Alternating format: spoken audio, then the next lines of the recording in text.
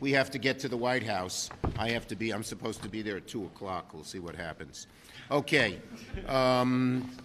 So I want to thank Senators Murray, Wyden, and Hirono. After this, as I said, we're going to the White House to celebrate with President Biden, the enactment of the IRA. When the Inflation Reduction Act passed the Senate over a little a month ago, I expressed confidence that this legislation would signal a turning point in our country's fight to lower costs, to meet our nation's climate challenges, and usher in a new era of affordable, cheaper, cleaner energy. Now, a month later, the good news is already pouring in. Companies have announced billions and billions of dollars in new investments here in America to start manufacturing batteries for electric and hybrid vehicles. It drives home the belief that good policy is also good politics. When you pass good legislation, you get results. It's been a long time since the American people have felt that Washington's capable of doing big things to meet challenges. Our members are taking that message home to their states, and we're promoting the bills that we've passed. It's clear that the bills passed by this Democratic-led Senate will drive America forward. New jobs, good-paying jobs, jobs with a future, not a job you think after 5 years it'll be eliminated. It's all going to grow. It's just a new sunshine and dawn on America. And Americans from every walk of life are seeing the contrast. What are Democrats doing? Talking about new jobs, cheaper costs. What are the MAGA Republicans doing? A nationwide abortion ban.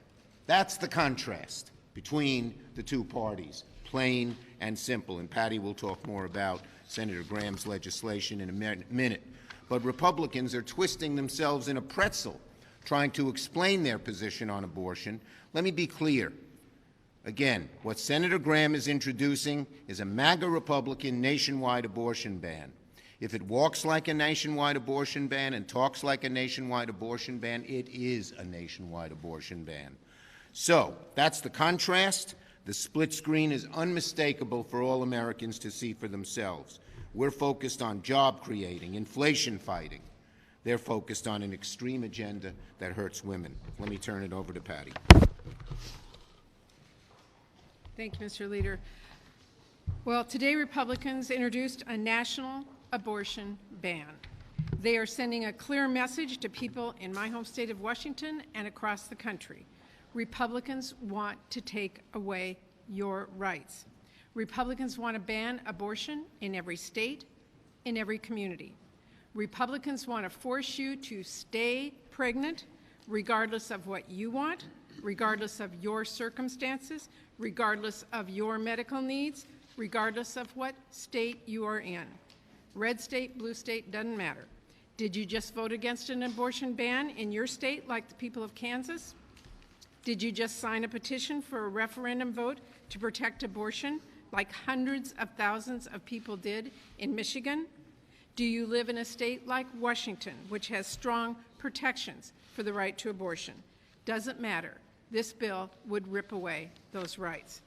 Now, for weeks, we have seen a lot of empty rhetoric from Republicans about returning this issue to the states, even as they blocked the most basic bills we've tried to pass, like making sure people could travel to other states for care, and making sure doctors in states where abortion is legal can't be punished for doing their jobs. But now, after all the posturing and all the obfuscating, here we have it, the true Republican position, in black and white for everyone to see. They want to ban abortion for everyone in every single state. So to anyone who thought they were safe, who thought, I'm in a blue state, I'll be fine, here is the painful reality. Republicans are coming after your rights. We have already seen the devastation, the health care crises that these extreme abortion bans have caused. Patients who are unable to get a prescription filled, doctors who are unsure if they can do their jobs, forced to wait until patients get sicker, until their lives are in danger before they can take action.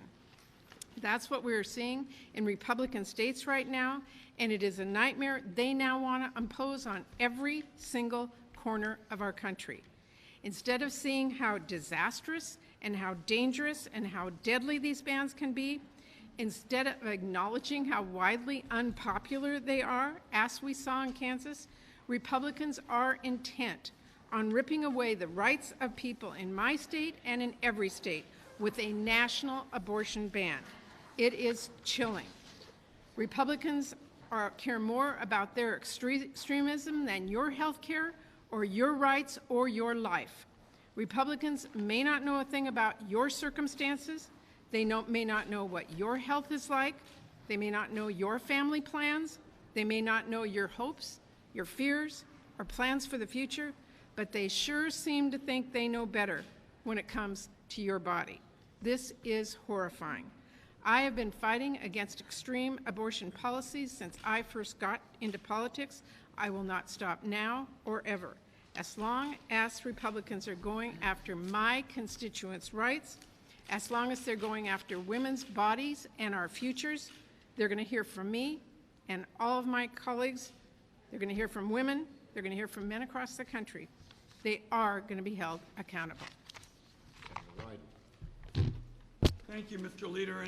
And let me turn again to this issue of results. It took a decade of work to transform the tax code, and we are seeing results in clean energy in a matter of weeks. Let me walk you through a few of the places. A Toyota battery and EV factory in North Carolina, a Honda and LG Energy Solution battery factory, a Piedmont lithium mineral processing factory in Tennessee, another First Solar factory to build solar panels, and a Sparks battery plant in West Virginia. That's on the job side. Let's talk about the consumer side. Families in a position to lower their utility bills, increasing efficiency so their homes use less energy, empowering their homes with cleaner, renewable energy sources. And the fact is, the tax credits that a number of you have been asking about, they kick in January.